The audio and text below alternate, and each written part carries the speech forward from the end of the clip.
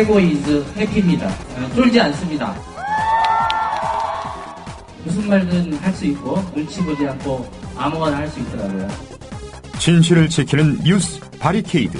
국민일보 해직 기자 조상훈의 뉴스 바.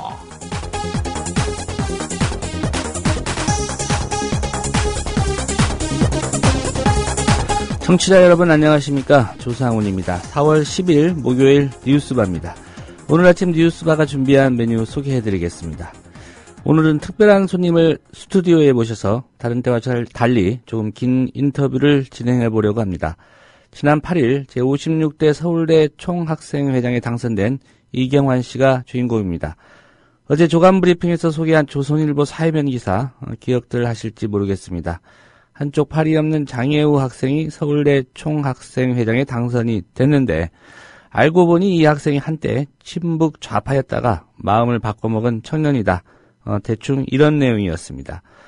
그런데 이경환 씨 얘기를 들어보니까 조선일보가 조금 오버를 했다는 생각이 들었습니다. 오늘 초대석에서 이경환 씨를 직접 만나보시겠습니다. 스튜디오로 나오십니다. 사실과 언론 보도 사이의 간극, 그리고 청년 진보 활동가가 바라보는 우리 사회의 단상을 함께 확인해 보시겠습니다. 월드 리뷰, 조간 브리핑, 뉴스킬 리뷰 차례 듣고 이경환 씨 모시도록 하겠습니다. 잠시 광고 듣고 다시 오겠습니다.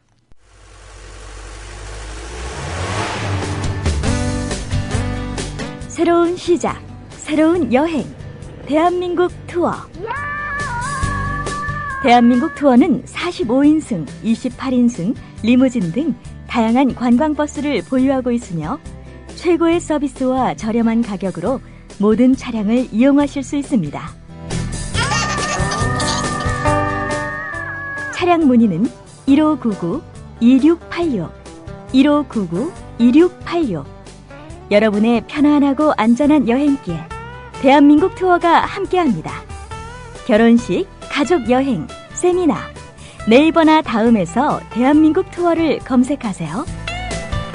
45인승 리무진, 일반 버스, 35인승 버스, 28인승 리무진, 25인승 버스. 서울, 경기, 인천 어디서나 1599-2686. 안녕하세요. 참여연대 회원이며 망원시장에서 우리 매장을 운영하고 있는 서정래입니다. 지난 2012년 우리 시장 근처에 홈플러스가 들어서게 되었습니다. 저를 포함한 130여 명의 시장 상인들은 5번이나 영업을 중단하고 천막농성을 벌였습니다. 여기에 참여연대와 시민단체들이 힘을 보탰고 주민들도 서명으로 함께 해주셨습니다. 그 결과 작년 12월 31일 망원역 홈플러스 익스프레스는 문을 닫았습니다. 전통시장과 함께 살기 위해 기업형 슈퍼마켓이 문을 닫은 첫 번째 사례입니다.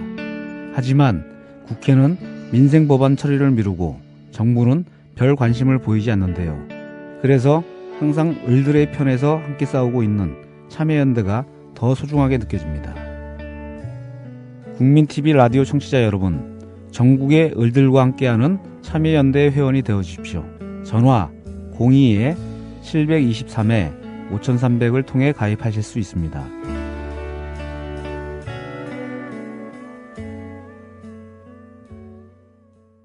Breaking news regarding missing Malaysia Airlines Flight 3. So the United States is lowering the threshold for American. 日本と同じで現地予算やってるから意味がないんだ。环球消费调查，我们来说一种特殊的旅游。近年来呢，出国旅游。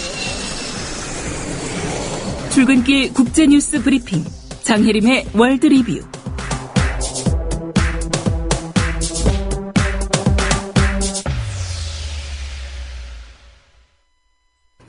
네, 밤사이 국제 뉴스부터 살펴보겠습니다. 장혜림 캐스터의 월드 리뷰입니다.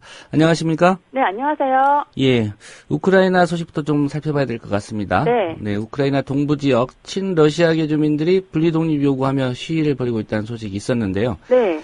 우크라이나 당국이 이런 분리주의자들에 대해서 강경 대응하겠다는 입장 밝혔죠? 네, 그렇습니다. 우크라이나 당국이 현재 시간으로 9일 향후 이틀 안에 동부 지역 루간스크, 도네츠크, 하리코프주의 분리주의자들을 진압하겠다고 발표한 거를 이타르타스 통신이 보도했습니다. 예. 아르잔 아바코프 우크라이나 내무장관은 위기 해결을 위해 정치적 협상과 무력 대응을 모두 검토하고 있다고 했는데요. 협상이 통하지 않으면 무력 진압에 나서겠다는 경고로 보입니다. 예, 이 무력 진압에 나선다면 사태가 좀 확산될 것 같은데 네. 어느 정도 수위가 될까요? 우크라이나 현지 언론은 중부 도시 드네프로 페트로프스크로부터 루간스크로 장갑차를 이동 배치했다고 전했습니다. 이 때문에 조만간 무력 진압을 위한 대규모 작전이 벌어질 것이란 전망이 나오고 있고요. 예. 또 우크라이나 대통령 행정실 부실장은 현지 TV 방송과의 인터뷰에서 조만간 보안 요원들이 시위대를 상대로 총기를 사용해도 좋다는 명령을 받게 될 것이라고 밝히기도 했습니다. 예. 좀 일촉즉발의 상황으로 가는 것 같은데요. 네. 우크라이나와 친러시아 주민 간의 갈등이 점점 고조되고 있는 것 같습니다. 네. 이런 상황에서 우크라이나가 러시아 천연가스 수입 중단했다는 소식도 있죠? 네. 이타르타스 통신에 따르면 우크라이나가 현지 시간으로 9일부터 러시아산 천연가스 수입을 중단했다고 우크라이나 에너지 석탄산업부 장관 유리 프로단이 밝혔습니다. 러시아 국영가스 회사 가스프롬이 이달 1일부터 우크라이나 가스 공급가를 종전보다 80% 이상 인상했기 때문인데요. 예. 지난달까지 1000세제곱미터당 268.5달러였던 가스 공급가는 1일부터 485.5달러로 올랐습니다. 프로단 장관은 가스프롬이 설정한 가격에 동의할 수 없다 이렇게 말했습니다. 예, 뭐 상황으로 본다면 우크라이나가 수입을 중단한 게 아니라 러시아가 사실상 수출을 중단한 그런 상황인 것 같습니다. 네, 그렇습니다. 네, 이틀 전에 일본 도쿄에서 아베 정권 반대하는 시위가 벌어졌고 거기에 야당 의원들도 참여했다는 소식 전해주셨는데 네. 이번에는 자민당 중진 의원이 아베 총리를 비판했다고요? 네, 일본 여당인 자민당의 무라카미 세이치로 의원이 헌법 해석을 변경해서 집단 자위권 행사를 용인하려는 아베 신조 총리를 비판했다고 교도통신이 보도했습니다. 무라카미 의원은 월간지 세카이와의 인터뷰에서 집단 자위권과 관련한 아베 총리의 행보에 대해 하위 법률로 상위의 헌법 해석을 바꾸는 것은 절대로 해서는 안 될 수다 이렇게 밝혔습니다. 예, 이 무라카미 의원 아베 총리의 행보를 파시즘에 비유했다는 소식도 있던데 구체적으로 어떻게 얘기를 했습니까? 네, 무라카미 의원은 정치인이 지키지 않으면 안 되는 삼권 분립과 입헌주의의 기본이 파괴될 위험에 있다 이렇게 얘기를 하면서 어느새 파시즘의 위기다 이렇게 말했습니다.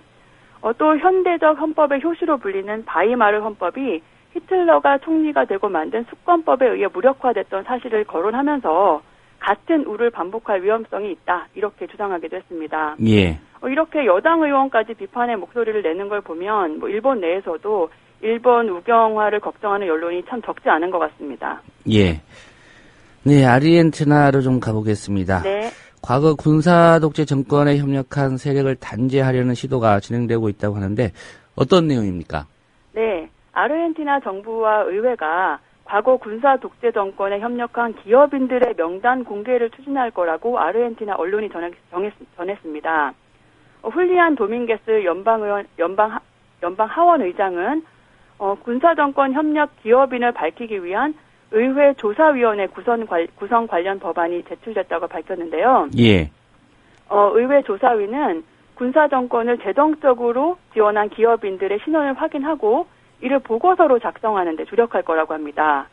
아르헨티나 정부는 작년 11월에 수도 부에노스아이레스에 있는 공군 본부 건물에서 군사 정권 기밀문서 1,500건을 발견하고 최근 그걸 공개하기도 했었는데요. 비밀문서에는 군사정권 수뇌부의 회의 기록과 실종된 민주인사의 명단이 포함된 것으로 전해졌습니다. 예. 뭐 아시는 것처럼 우리나라도 긴 기간 군부가 이제 헌정 질서를 유린했었는데. 네. 아르헨티나의 군사 독재 당시 상황이 좀 어땠는지 궁금한데요. 네. 아르헨티나에서는요, 1976년 3월 호르에 라파엘 비델라가 군사 쿠데타를 일으키고 1981년까지 집권했습니다. 군사 정권의 마지막 집권자는 레이날도 비그노네였고 1983년에 막을 내렸습니다. 인권단체들은 군사 정권 기간에 3만여 명이 납치되고 고문 살해당한 것으로 보고 있습니다. 아르헨티나에서는 2006년부터 군사 정권 인권 범죄자들에 대한 본격적인 처벌이 진행되고 있습니다. 쿠데타로 권력을 잡은 군사 독재 정권 또 그와 협력해서 성장한 기업 이런 역사만 보면 한국과 비슷한데요. 부끄러운 과거를 청산하려는 두 나라의 노력은 좀 많이 달라 보입니다. 예. 우리나라 현 정부가 군사 독재 시제를 단죄하려는 시도를 한다는 건 불가능에 가까울겠죠? 네, 그렇죠. 예. 최근 필리핀에서 한국인을 대상으로 하는 강력범죄 많이 늘고 있다. 이런 우려 섞인 뉴스들 많이 접합니다. 네. 그런데 어제도 그런 사건이 있었죠? 네, 어제 필리핀 마닐라에서 한국인 여대생 이 씨가 납치된 지 한 달 만에 피살된 채 발견됐습니다. 이 씨는 지난 3월 3일 친구를 만나러 외출했다가 연락이 두절됐고요. 그 후에 납치범들이 친구에게 전화를 걸어 이 씨의 목소리를 들려주면서 몸값을 요구하기도 했다고 합니다. 예. 하지만 3월 5일이 이 씨의 친구가 이 씨와 마지막으로 통화한 날이 되었다고 전해졌고요. 이번 사건을 포함해서 올해 들어 필리핀에서 범죄로 숨긴 한국인 피해자가 4명이나 되고 2009년부터 지금까지 5년간 한국인이 피살된 사건은 40건에 달합니다. 예. 특히 필리핀에 많은 우리 교민들이 살고 계시는데 치안에 더 신경을 써야 되는 그런 우려가 좀 있습니다. 네. 유학생 3만 명과 교민을 포함해서 현지에 체류하고 있는 한국인은 8만여 명이고요. 매달 필리핀을 방문하는 한국인은 매년 100만 명이 넘습니다. 예. 네, 필리핀에서는 허술한 총기 규제와 치안 불안을 틈타서 성부살인과 납치 등 외국인을 겨냥한 강력 사건들이 늘고 있는데요. 한국 정부는 필리핀에서 주재하는 한국인에 대한 치안 인력을 늘리는 방안을 추진하고 있다고 합니다. 예. 오늘 소식 잘 들었습니다. 네, 감사합니다. 네, 장혜림 캐스터의 국제뉴스 브리핑이었습니다.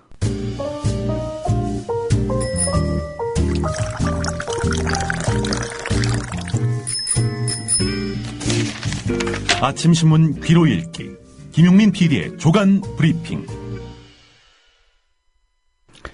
네, 조간 신문들이 어떤 기사에 주목하고 있는지 살펴보겠습니다. 김용민 PD와 함께하는 조간 브리핑입니다. 안녕하십니까? 네, 안녕하십니까? 예. 국가정보원 간첩 조작 사건, 예, 다시 좀 천천히 들여다볼 필요가 있을 것 같습니다. 예. 국정원 직원 3명의 이름을 빌려서 서울시 공무원 간첩 사건의 당사자, 이 유성씨 변호인단을 상대로 그에게 대리 소송을 진행하고 있다는 이런 의혹이 제기됐죠? 예, 뭐 쉽게 설명해서 국정원 직원들이 자기도 모르게 자기가 소송한 걸로 돼 있다는 거죠. 그럼 누가 소송을 제기했느냐? 국가정보원이 한 거 아니냐? 예. 예. 이런 얘기입니다. CBS 노컷 뉴스 기사를 받아서 데일리 노컷 뉴스라는 무료 신문에 실려 있는 기사인데요. 예.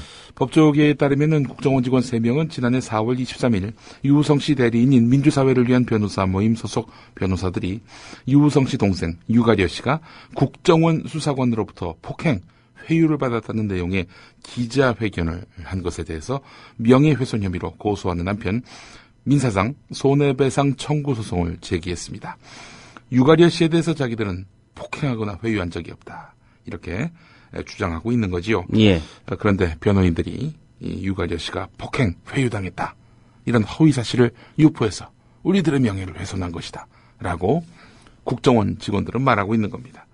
현재 이 사건은 서울중앙지검 공안 2부에 배당돼서 고소인 조사가 끝난 상태인데요. 명예훼손 사건을 형사부가 아니라 공안부에서 맡고 있다는 거, 이것도 상당히 좀 이채롭습니다. 예.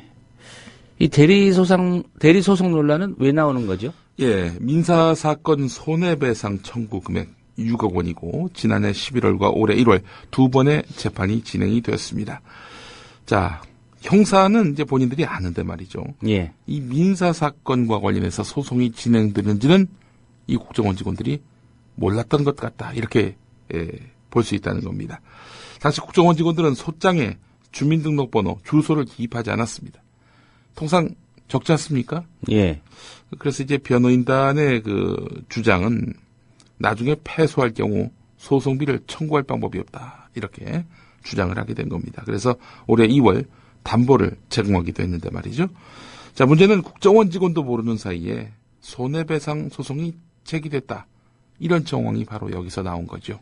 뭐 국정원이 이 직원들 모르게 민사 소송까지 걸었는데 뭐 급하게 내다 보니까 이 국정원 직원의 이름, 주민등록번호를 누락시킨 거 아니냐라는 그런 의문이 제기되는 부분입니다.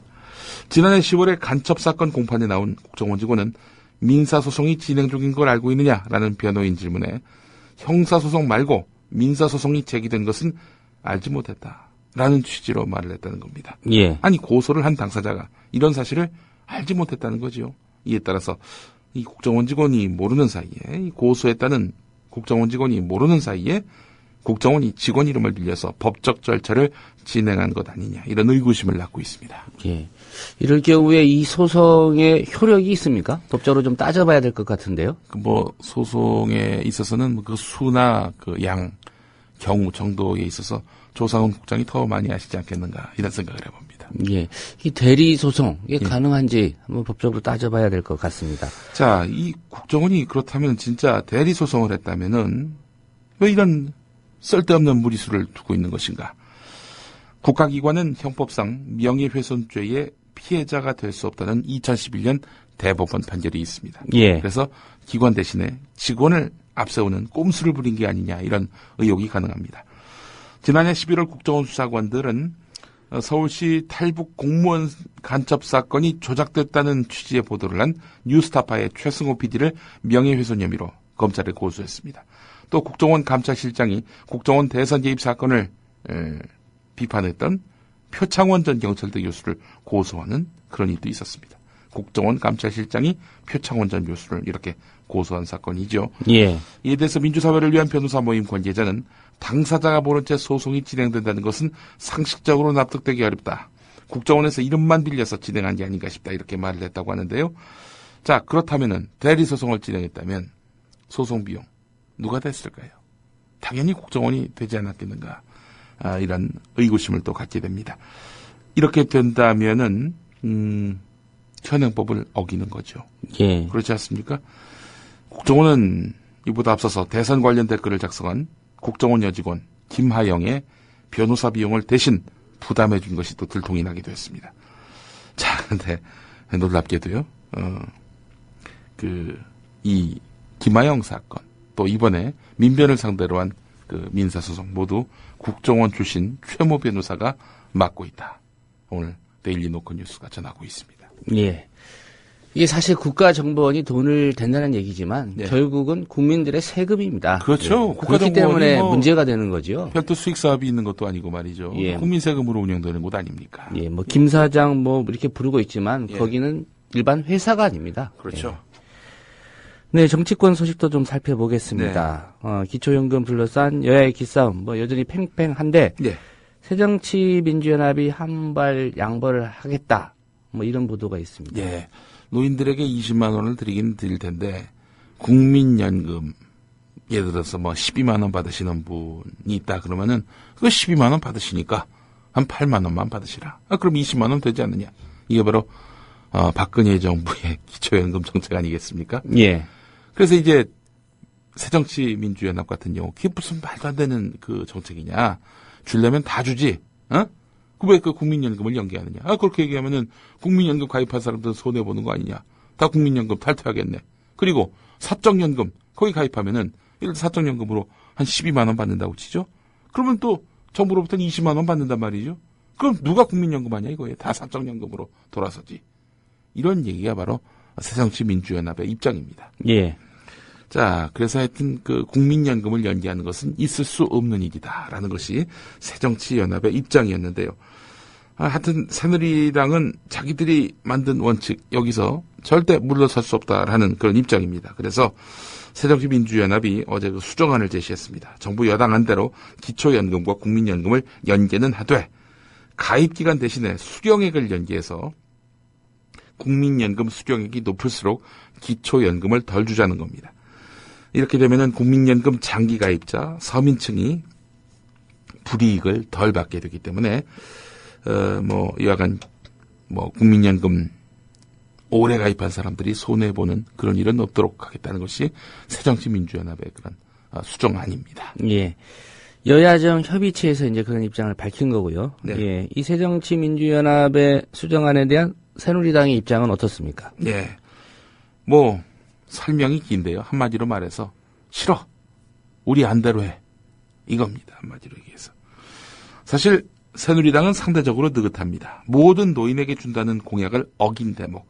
작년 9월에 이미 털었습니다. 예. 사과함으로써. 근데 지금 야당이 국민연금 연계는 안 된다라면서 지금 반대하고 나섰잖아요.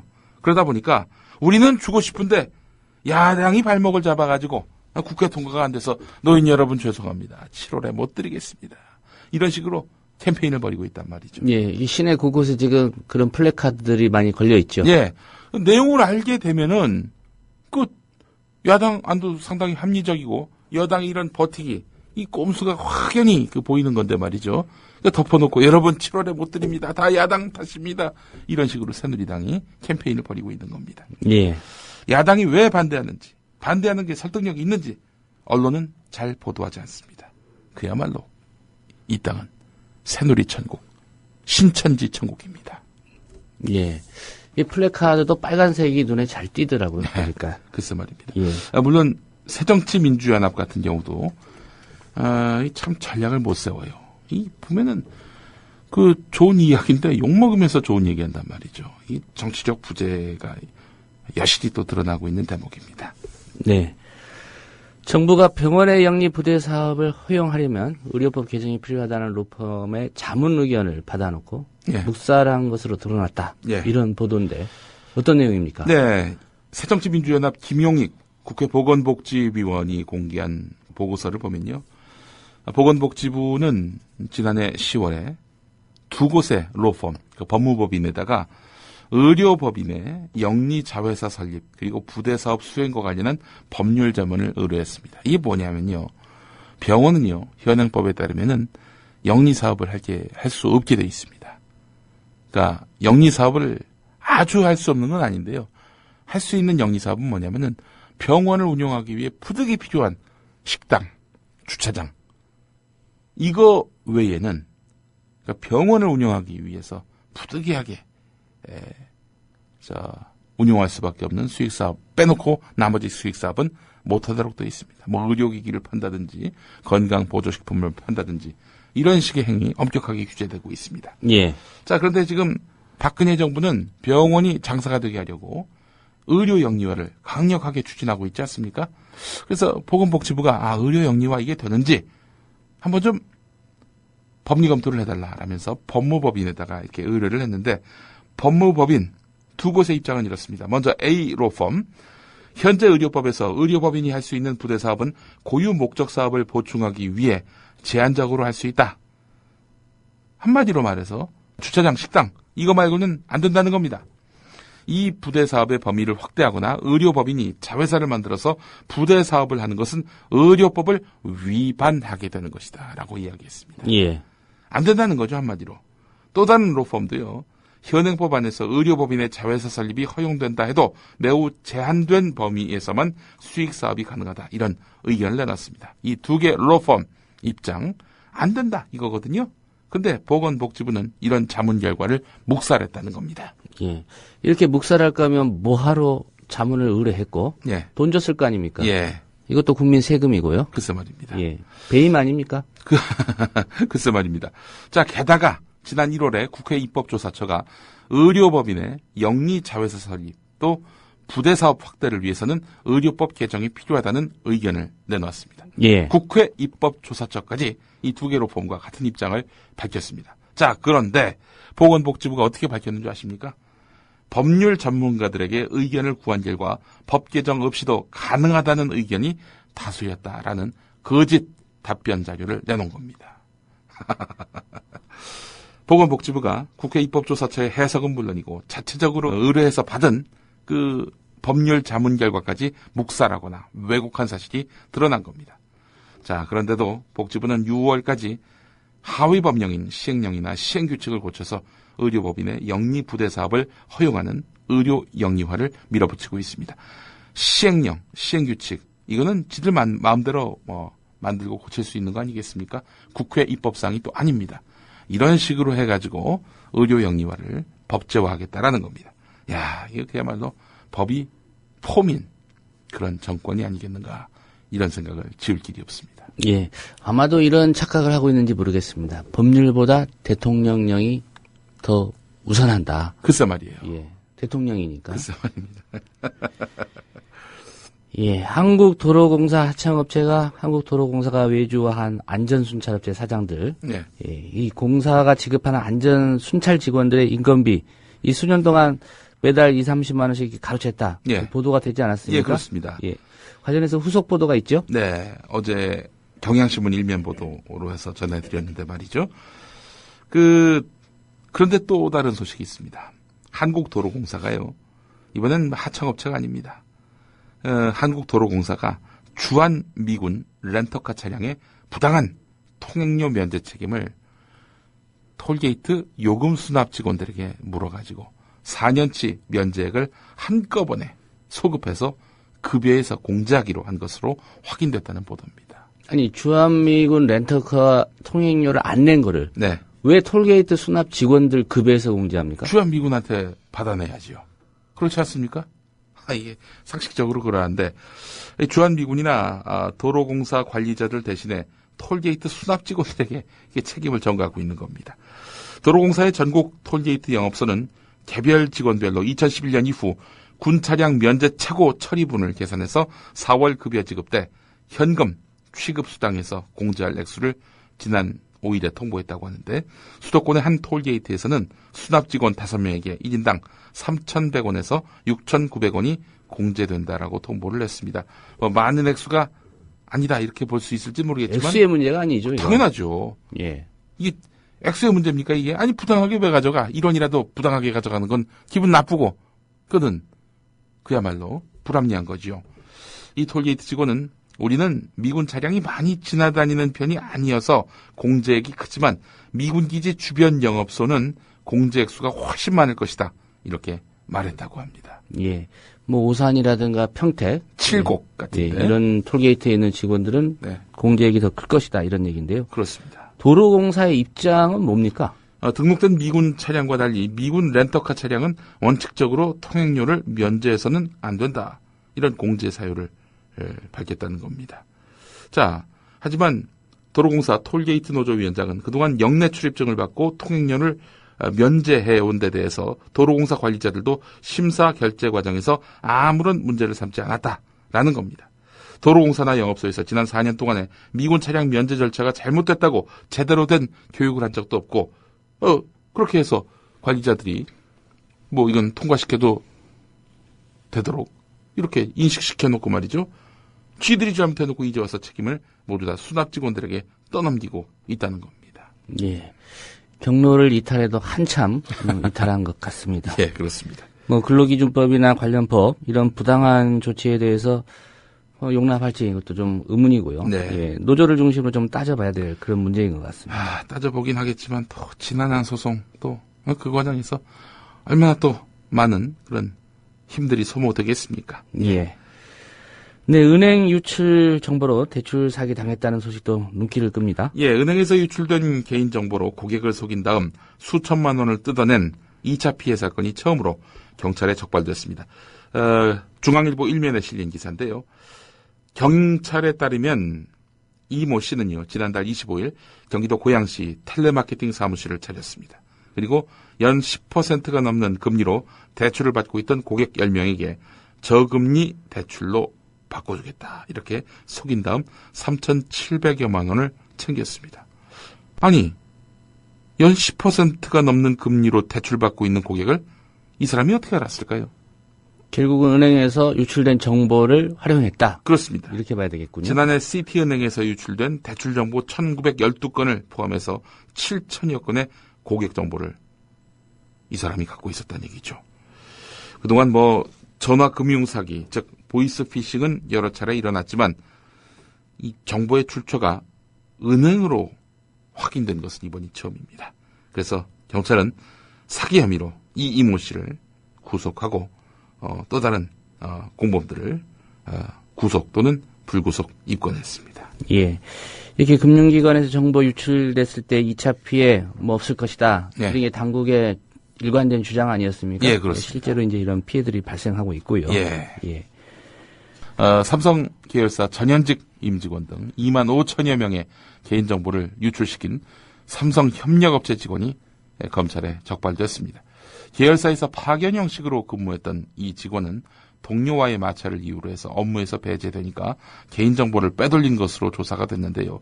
삼성 협력업체 직원 강모 씨, 업무에서 배제된 날인 지난해 7월 2일 경기도 수원의 삼성전기 사업장에서 개인 PC를 이용해서 삼성전기 업무, 관리 시스템 구축 과정에서 확보한 전현직 임직원 등의 정보를 자신이 개설한 포털 사이트 다음 카페에 등록해서 유출시킨 혐의를 받고 있습니다. 검찰은 강 씨가 빼돌린 개인정보가 판매됐는지 추가 유출은 없는지에 대한 수사를 진행시킬 예정이라고 하는데요. 삼성전기 측은 직원 정보의 2차 유출 여부가 걱정된다면서 조속히 수사 결과가 나오기를 기다리고 있다 이렇게 말을 했다고 하는군요. 예. 경제 관련 기사도 하나 살펴볼까요? 예, 이자만 갚는 주택담보대출 만기 연장 어려워진다 이런 제목입니다. 국민일보 일면 기사인데요. 주택을 담보로 제공한 다음 일정 기간 이자만 갚아오던 거치식 주택담보대출 이용자들의 대출 만기 연장이 어려워진다는 겁니다. 금융감독원은 이 같은 내용의 은행업 감독 업무 시행세 측을 최근 은행권에 개정 예고했다 이렇게 밝혔습니다. 네, 경찰이 거물급 사채업자로부터 거액을 수수한 의혹을 받고 있는 현직 판사. 네. 어제까지만 해도 한 6억 받은 것으로 보도가 됐었는데. 첫날엔 3억, 어제는 6억. 예. 사고 나니까 또 액수가 늘었습니다. 예. 2억이 더 추가돼서 8억. 예. 오늘 한국일보 일면 보도입니다. 경찰은 이 판사 모두 8억을 받은 정황을 포착하고 1년 가까이 내사를 해온 것으로 확인됐다는 겁니다. 사정당국에 따르면 경찰청 지능범죄수사대는 지난해 중반부터 수도권 지방법원에 근무 중인 이 판사의 비리를 집중적으로 파헤쳐서 명동 사채왕 최모 씨가 이 판사에게 3차례에 걸쳐서 8억을 전달한 단서를 잡았습니다. 자, 어제까지 6억이라고 말씀드렸는데 2억은 또 뭐냐? 이 수감 중인 명동 사채왕 최모 씨가 지난해 상반기에 친형을 시켜서 이 판사에게 2억을 건넬 가능성이 농후하다. 경찰은 이렇게 보고 있습니다. 상당 부분 혐의를 확인했다고 하는데요. 예. 조만간 본격적인 수사에 돌입할 것으로 알려졌다고 한국일보가 보도하고 있습니다. 예. 이 경찰은 이 검사 출신 현직 판사가 연루된 좀 민감한 사건이라고 보는 모양입니다. 네. 그래서 정식적으로 내사본을 붙이지 않고 극비리의 수사를 해왔다고요? 검찰 몰래 했다는 얘기 아니겠습니까? 예. 이 얘기야. 예. 혹시 이제 검찰의 지휘를 받는 과정에서 이 사건도 또 유야무야 될까 봐서 그랬다는 얘기입니까? 그래서 경찰이 이제 내사하는 단계에서 완벽한 증거를 잡아가지고 이걸 보고 검찰이 어떻게 이게 검사 출신이라고 해서 봐준다든지 묵살한다든지 이런 일이 없도록 명징한 증거를 잡아 놓을 때까지는 검찰에다 기밀을 유지했다. 이렇게 볼 수 있는 부분 아니겠습니까? 예. 사실 현직 판사의 계좌 추적, 압수수색 영장을 신청할 경우 법원에서 기각될 가능성도 높고 또 그래서 여러모로 이 강제 수사를 자제한 것으로 알려졌는데요. 수사팀도 사건 핵심 관계자를 불러서 서울시내 모처에서 따로 만나서 조사했다고 합니다. 한편 경찰 수뇌부가요. 검찰이 이 사건과 관련해서 공식적으로 수사에 착수했다. 이 소식이 나오니까 사건을 빼앗기는 거 아니냐 라면서 수사팀을 질책했다고 합니다. 경찰은 검찰의 움직임과 상관없이 자체적으로 수사를 진행할 방침이라고 하는군요. 한편 당사자인 이 판사는 소속 법원을 통해서 입장 자료를 냈는데 2010년 병원에 입원했을 때 최모 씨가 문병으로 온 것은 사실이지만 최모 씨와는 아무런 금전 거래가 없다 라면서 한국일보 보도에 대해서 정정 보도를 하지 않으면 손해배상 청구 같은 법에 따른 모든 절차를 통해서 책임을 묻겠다 이렇게 밝혔습니다.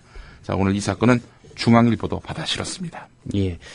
한국일보가 단독으로 보도했고 오늘 말씀하신 대로 중앙일보도 관련 기사를 실었군요. 예. 예. 네, 우리 주변에서 흔한 일인데 곱씹어 볼 일이기도 합니다. 네. 예. 한겨레 기자가 어제 오후에 서울역에서 만난 한 청소 노동자. 예. 화장실 입구에 걸린 자신의 사진을 바라보면서 한숨을 내쉬었다고 합니다. 사람들이 바쁘게 오가는 화장실 입구 쪽 벽에는 청소 담당자의 사진, 이름, 사무실 전화번호가 고스란히 적혀 있었습니다. 그 위에는 항상 깨끗한 화장실이 되도록 최선을 다하겠습니다. 라는 문구가 얹혀 있었습니다. 이름을 밝히기 꺼린 또 다른 청소 노동자도 오가는 사람이 많은데 아는 사람이 볼까봐 좀 싫기도 해요. 하지만 위에서 시키면 해야지 어떡하겠어요. 이렇게 말을 했다고 합니다.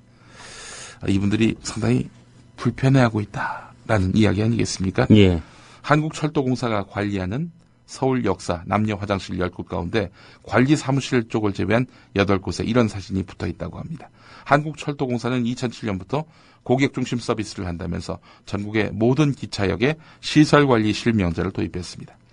서울역 이용객은 하루 7만 5천 명 정도인데 서울역 화장실 앞에 걸린 사진. 청소 노동자는 자기 뜻과 상관없이 많은 이에게 개인정보를 내보여주고 있는 셈입니다. 예, 뭐 이런 게 서울역만 그러진 않지 않습니까? 예, 서울 마포구의 국민건강보험공단도 사정이 다르지 않았습니다. 청결지킴이라는 문구 아래 청소 노동자의 사진과 이름이 나란히 걸려 있는데요. 한 청소 노동자는 급하게 필요한 일이 있거나 할 때를 대비해서 붙여놓은 것으로 알고 있다. 공단 쪽에서 물어본 건 아니고 관리소장이 사진을 붙이겠다고 해서 그렇게 된 것이다 라고 말을 했다고 하는군요. 자, 근데 뭐 이럴 수도 있는 거 아니냐라고 보시는 분들이 있을지 모르겠습니다. 그렇다면 공공기관과 공기업 등에서 정작 필요한 또 다른 실명제는 제대로 이루어지고 있을까? 최근에 안전행정부가 중앙부처와 광역시도국장급 이상이 처리한 결제 문서를 공개하겠다라고 말했지만은 지난달 28일 뚜껑을 열어보니까 47개 중앙행정기관 국장급 이상 결제 서류 가운데 원문 공개 서비스가 가능한 서류는 5%도 되지 않았다는 겁니다. 청와대는 아예 공개 대상에서 제외됐고요. 중요 정책 책임자들의 실명은 제대로 공개하지 않으면서 만만한 노동자들만 얼굴과 이름을 드러내고 있는 셈입니다. 예. 최연애 사장 사진 붙여놓고 연락처 적어놓으면 될 것 같은데. 예. 엄마의 마음으로. 또 한 가지 제 궁금한 게 있습니다. 예. 이 청와대에서 국무회의나 여러 가지 회의하면은 예. 뭐 총리 이하 다 이름표를 달지 않습니까? 예. 대통령은 왜 한답니까? 다 아니까 그런 거 아닐까요? 모르는 사람이 있을 수도 있잖아요. 모르는 사람이 있을 수 있겠네요, 보니까. 예. 어제 조선일보가 공무원 연금 때문에 국가부채 폭증했다 이런 식의 보도를 했는데 예. 정부가 마치 기다렸다는 듯이 반응을 내놨습니다. 예. 기획재정부가 어제 발표한 공무원 군인의 연금 충당 부채 규모가 발단이 된 것 같습니다. 공무원 군인의 연금 충당 부채는 596조 3천억에 달해서 전체 중앙정부 부채의 절반을 넘는 것으로 나타났다는 건데요. 공무원 군인 연금이 나라비제 뇌관으로 떠올라서 연금 개혁이 시급한 것으로 지적됐었습니다. 세계일보 일면을 보니까 말이죠. 정부는 현재 국회에 계류 중인 기초연금법이 처리되는 대로 공무원, 군인, 사학연금, 세계 공적연금 개선 방안을 마련할 방침인 것으로 알려졌는데요. 예. 한마디로 얘기해서 공무원, 군인, 사학연금 이 3개 공적연금 수술하겠다 이런 겁니다. 예. 상지대 관련 소식 마지막으로 하나 더 짚어보도록 예. 하죠. 상지대 총학생회와 각 단과대 학생회, 동아리연합으로 구성된 비상대책위원회가요. 상지대 민주관 앞에서 학생과 교수에서 2,000여 명이 참석한 가운데 비리재단 세습 저지 투쟁을 벌였습니다. 뭐 잘 아시는 대로 교비 횡령, 부정입학, 교수 채용 비리로 퇴출됐던 김문기 전 상지대 이사장 측이 20년 만에 재단 운영권을 장악했지요. 이거 절대 용납 못하겠다라는 입장입니다. 자, 그런데 중요한 게 있습니다. 상지대 학생들이 8,000명 됩니다. 그중에 2,000명이 한 자리에 모였단 말이죠. 예. 4분의 1이 모인 거 아닙니까? 대단합니다. 상지대의 지금 분노가 뭐 어느 정도인지를 보여주는 상징적인 그런 집회 인원수입니다. 오늘 여기까지 하겠습니다. 네, 김용민 PD의 조간 브리핑이었습니다. 잘 들었습니다. 네, 고맙습니다. 새정치연합 박혜자 의원과 정홍원 국무총리의 일문일답. 그러면 국회를 존중하십니까? 그렇습니다. 네. 그런데 국민의 대표 기관인 우리 국회가 지난 2013년 6월 26일 5.18 민주화운동 당시 민주화운동의 공식 기념곡으로 임을 위한 행진곡을 지정할 것을 촉구하는 결의안을 통과시킨 바 있습니다. 기억하시죠? 네. 국회에서 한 거에 대해서는 존중을 하되 국민의 또 다른 목소리가 있는 부분도 무시할 수는 없습니다. 그 그 공식 곡으로서의 채택에 결의안은 사실은 여야 합의로 국회에서 통과된 것이죠. 네, 그래, 그걸. 예, 다른 의견이 있을 수 있습니까? 네, 그걸, 존중은 합니다만. 네. 그러나 또, 다른 강한 목소리가 있다는 점도 무시할 수 없습니다. 다른 강한 목소리가 도대체 뭡니까? 보훈단체를 국회의원과 비롯해서. 다른 강한 의견이라는 게 도대체 있을 수가 있습니까? 보훈단체를 비롯해서, 전문가, 그리고 여러 분야에 총리님. 있고, 여론조사도 보훈처에서 한 바에 의하면, 조금 부정이 강한. 이에 대한 5.18 기념재단 이사장의 견해. 국회가 작년 6월에 이 지정 결의안을 촉구시켰는데 국론을 분열시켰다면은 그런 우려가 있다면은 예. 국회가 지금 국론을 분열시키고 있는 거죠. 국회에서 결의안까지 내놓고 이거를 기념곡으로 지정하자라고 했는데 그것을 그러죠. 반하는 얘기를 한다는 거는 말이 안 된다. 그러죠. 국회가 국론을 분열시키는데 기어오고 있는 것이죠. 이런 논리가 통하는 중이니까 민주국가입니까? 임을 위한 행진곡을 지우기 위한 지난 이명박 근해 정권의 집요한 노력. 임을 위한 행진곡 대신 방아타령을 튼다고도 했는데 그 좋은 방아타령이라면 박정희 전 대통령 추도식에도 들면 어떨까? 2013년 박정희 대통령, 유경수 영부인 추모 공덕비 제막식의 추모사를 갖고 미리 시뮬레이션을 해보자. 우선 원본. 그리고 대통령께서는 지난날 야당의 거친 반대를 물리치고 경부고속도로를 개통하셨고 영일만 모래사 사장 위에 기적처럼 포항대교를 세우셨으며 서독이 광부 간호사들과 부둥켜 안고 통곡하면서 차관을 내려와 20세기 경제발전의 실화를 창조하셨습니다. 그리고 편집본. 그 결과로 우리 역사상 가장 높고 넘기 힘들었던 보릿고개를 무너뜨렸습니다. 국민들의 삶 속에서 달에 하늘 씻어내고 빈곤의 멍에를 벗겨주셨습니다. 국민소득 60불에서 2만 불시대로 벽하는 초석을 다지셨습니다. 대통령 각하께서는 이 나라를 내려다보시며 얼마나 걱정이 많으시겠습니까? 급변하는 이 나라의 국민의 안보 상황은 어떻습니까? 초근대화와 함께 두 개의 구축으로 강조하셨다는 각하의 신념인 자죽방과 전쟁과 억지력이 위태로워지고 있지 않습니까? 전쟁을 좋아하는 국민은 망하게 마련이지만 전쟁을 잃어버리고 있는 국민도 위태로울 수밖에 없다 각하께서 하신 말씀입니다. 각하께서는 만주 군관학대 시절 선배와 동료들 앞에서 독립군의 군가를 당당히 부르실 만큼 일제로부터 강점당한 조국의 강국과 독립의 꿈을 키우신 애국헌의 소유자셨습니다.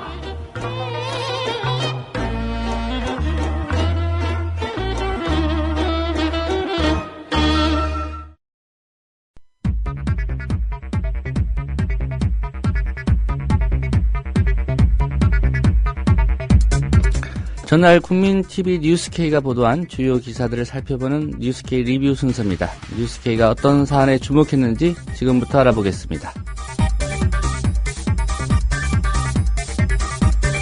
참 편리한 기억상실증이다. 간첩 증거조작 사건에 연루됐다가 자살을 시도한 국가정보원 블랙요원 권모 과장을 두고 이런 얘기가 나옵니다.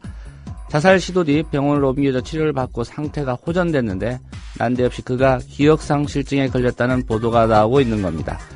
특정 개인의 고통이라 안타깝고 불행한 사건이기는 합니다. 그렇지만 사안의 위중함을 고려하면 어딘지 모르게 좀 공교롭다는 생각이 듭니다. 뉴스K가 자세히 짚어봤습니다. 간첩 조작 사건의 주요 범죄 혐의자인 국정원 블랙요원 권모 과장이 자살을 시도했다며 병원에 실려간 지 20날이 다 돼갑니다. 권 과장의 자살 시도 이후 국정원을 상대로 한 검찰의 간첩 증거 조작 사건 수사는 사실상 멈춰버렸습니다. 권 과장이 건강을 회복하면 멈춘 수사가 재개될 수 있을까 하는 기대를 혹시 가지실 수 있을지 모르겠습니다만 기대를 아예 버리라는 보도가 나오고 있습니다. 권 과장이 기억상실 상태라는 보도입니다. 참 편리한 기억상실증이라는 반응까지 나오고 있습니다. 오늘 국민TV 뉴스룸에서는 이 사안에 집중했습니다.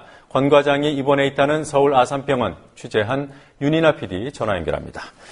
자, 윤이나 PD, 네, 윤이나 PD입니다. 네. 자, 오늘 한 매체에 이런 기사가 실렸더군요. 권 과장이 몸을 움직일 수 있을 만큼 호전됐다. 또 유우성 씨 사건과 관련된 기억은 전혀 하지 못하고 있다. 사실입니까? 현재로서는 확인할 방법이 없습니다. 병원 측에 확인한 결과 환자의 가족이 개인정보 보호를 요청해 권 과장의 현재 상태에 대한 어떤 정보도 알려줄 수 없다고 말했습니다. 어제 동아일보는 권 과장이 몸을 움직일 수 있을 정도로 건강이 호전됐지만 유성 씨 사건에 관련된 최근 기억을 하지 못한다는 내용의 보도를 했습니다. 하지만 병원 홍보팀에서는 직접 확인해준 내용이 아니라고 말했습니다. 그것도 잘 모릅니다. 그게 기자분들이 쓰셨는데 저희가 병원에서 취재해서 쓰신 건 아니고요. 저희가 말씀드린 부분이 아니기 때문에. 동아일보 기사를 보면 권 씨 상태가 기적에 가깝다고 주치의가 말했다는 내용은 있습니다만 권 과장의 기억이 상실됐다는 부분은 근거가 나와 있지 않더군요. 자, 지금 서울 아산병원 취재하면서 그 권 과장이 그 병원에 입원해 있다는 사실은 확인이 됐습니까? 권 과장은 현재 어느 과, 어느 병실에 있는지 확인이 불가한 상태입니다. 병원 측은 환자의 가족이 개인정보 보호를 요청했기 때문에 권모 씨에 대해 확인해 줄 수가 없다고 말했습니다. 가족분들이 워낙 철저하게 개인정보 보호를 해달라고 요청하신 상황이기 때문에 저희가 어디에 계신지 어떤 치료를 받고 있는지 이런 부분들을 저희가 말씀드릴 수 있는 상황이 아닙니다. 지금 아산병원 취재하면서 그 권 과장이 입원해 있는지 조금 더 적극적으로 취재해보지 않았습니까? 예, 아산병원에 권 과장의 이름을 대니까 입원 중인 환자 목록에 없다고 나왔습니다. 네. 환자가 비공개를 요청했더라도 전산에는 뜨도록 돼 있지만 권 과장의 이름은 전산에서도 찾아볼 수 없었습니다. 네. 안 계시는데 그럼 병원 안에? 없어요. 비공개를 요청했어도 간호사 본담에서 조회가 돼요. 네. 그러면 좀 지나치게 보호하고 있는 거 아닌가요? 현재 권 과장은 검찰 조사를 받고 있는 범죄 피의자 신분입니다. 네. 물론 범죄 피의자라도 생명과 건강을 유지하는 것은 중요합니다. 하지만 권 과장의 건강 상태를 확인할 어떤 정보도 없다는 게 문제라고 볼 수 있습니다. 권 과장의 건강 상태가 국가기관 비리 수사에 매우 중요한 영향을 미치는 상황에서 피의자의 건강 상태가 정보보호 대상인지 의문이 아닐 수 없습니다. 네. 자, 권 과장의 그 기억 상실, 그것도 최근의 일만 기억 못한다는 걸 기정사실화하려는 게 아닌가 이런 생각도 듭니다. 자, 어떤 의도를 읽을 수 있을까요? 권 과장은 국정원 실무자와 윗선을 연결하는 중요한 핵심고리입니다. 권 과장은 27년간 대공 업무를 수행하며 중국에서 신분을 감추고 활동하는 블랙 요원이었습니다. 검찰은 국정원의 상부 지시에 따라 중국 현지에서 문서 위조를 주도한 것은 아닌지 의심하고 조사를 해왔습니다. 네. 그런 그가 유우성 사건과 관련된 기억을 하지 못한다면 대공수사단장, 대공수사국장으로 이어지는 대공수사국 상부 라인에 대한 검찰 수사는 검찰이 수사 의지가 있다 하더라도 어렵다고 봐야 할 것 같습니다.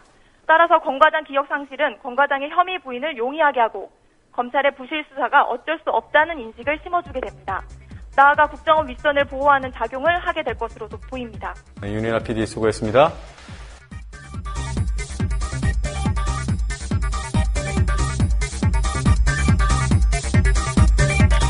사실 국정원의 간첩 조작만큼이나 미심쩍었던 게 이번 사건에 대한 검찰의 수사였습니다. 국정원 권모 과장의 기억 상실이란 돌발 상황이 어쩐지 검찰을 조금 더 편리하게 만들어준 거 아닌가 싶다는 생각입니다. 뉴스K가 이어서 이 지점을 들여다봤습니다. 들어보시겠습니다. 어쨌든 권 과장의 기억 상실이라면 나중에라도 권 과장에 대한 수사 거의 불가능한 거 아니겠어요? 네, 사실상 권 과장 기억 상실은 권 과장만 보호해주는 꼴이 되는 거라서 국정원과 검찰한테도 편리한 상황을 만들어줬다고 볼 수 있습니다. 권 과장 기억 상실이 왜 검찰한테까지 편리한 상황을 만들어주는지 곽보아 PD가 그간의 검찰 수사상의 문제들을 짚어봤습니다. 숱한 조작의 증거들이 제시돼도 꿈쩍 안 턴 검찰이 지난 2월 18일 증거 조작 여부를 조사하는 진상조사팀을 구성했습니다. 검찰이 재판부에 간첩 증거로 제출한 문건 3건이 모두 위조됐다는 주한 중국 대사관의 공식 확인이 나왔기 때문입니다. 수사가 아니라 조사를 벌이던 검찰이 수사로 전환한 시점은 3월 7일. 국정원 협력자로 문건을 직접 위조한 김모 씨가 자살을 시도한 직후였습니다. 당시 김 씨는 국정원을 국가조작원이라 표현하고 국정원으로부터 가짜 서류 작성비 1,000만 원을 받아야 한다는 내용의 유서를 남겼습니다. 이때 검찰은 김 씨가 검찰 조사를 받고 난 뒤 수사검사에게 자살을 암시하는 문자를 보냈는데도 이를 무시했고 김 씨의 자살 현장에서 혈서가 치워지는 등 증거가 훼손되는 과정도 방치했습니다. 마지못해 시작된 수사가 시작부터 부실의 징후를 보였던 셈입니다. 이후 검찰은 3월 10일 박근혜 대통령의 유감 표명을 등에 업고 국정원을 압수수색하는 등 적극성을 띠는 모양새를 갖췄습니다. 그러나 하루 종일 실시된 압수수색은 정작 해당 간첩 사건을 총괄한 대공수사국장실은 뒤지지도 못한 채 끝난 사실이 야당 의원들의 국정원 방문을 통해 확인됐습니다. 그럼에도 불구하고 검찰 수사는 국정원 현직 요원들을 잇따라 체포 또는 소환하면서 기대감을 갖게 했습니다. 그러나 검찰 수사는 국정원 권모과장이 소환 조사 이후 자살을 시도하고 병원에 입원하면서 사실상 중단됩니다. 이때 권 과장이 발견된 차 안에 있던 의문의 노트가 사라지는 일도 있었습니다. 권 과장 자살 시도 후 검찰 수사팀을 이끄는 윤갑근 검사는 대공수사 요원들의 긍지와 희생을 훼손하는 방향으로 수사가 진행돼선 안 된다는 게 수사팀의 일치된 생각이라며 검찰로선 굴욕적일 수밖에 없는 발언을 하기도 했습니다. 검찰은 시간을 끌다 권 과장의 직속 상관인 이모 대공수사처장과 최모 수사단장을 뒤늦게 소환했고 마무리 수순을 밟았습니다. 그 윗선인 수사국장, 2차장, 국정원장은 아예 수사 대상에 오르지도 않았습니다. 결국 검찰은 3월 31일 협력자 김원하 씨와 김 과장만 구속 기소합니다. 권 과장과 2처장 그리고 선양 총영사관에서 증거 조작에 가담한 이모 영사는 불구속 기소할 방침입니다. 이렇게 되면 증거 조작 사건은 김 과장과 권 과장이 주도하고 김 씨와 이 영사가 지시에 따라 문서를 위조하고 거짓 영사 확인서를 작성한 것으로 마무리됩니다. 조작된 증거로 간첩 혐의를 주장해온 검찰에 바로 그 사건의 조작 범죄를 밝히라고 맡긴 것부터가 잘못이었습니다. 국민TV 뉴스 곽보아입니다.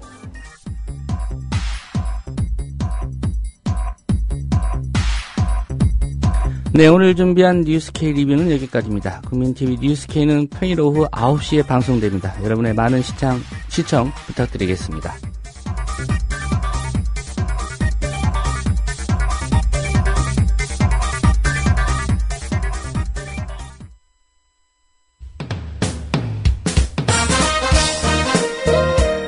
균형 잡힌 시각, 정직한 분석, 조상훈의 뉴스바. 이어서 초대석으로 만납니다.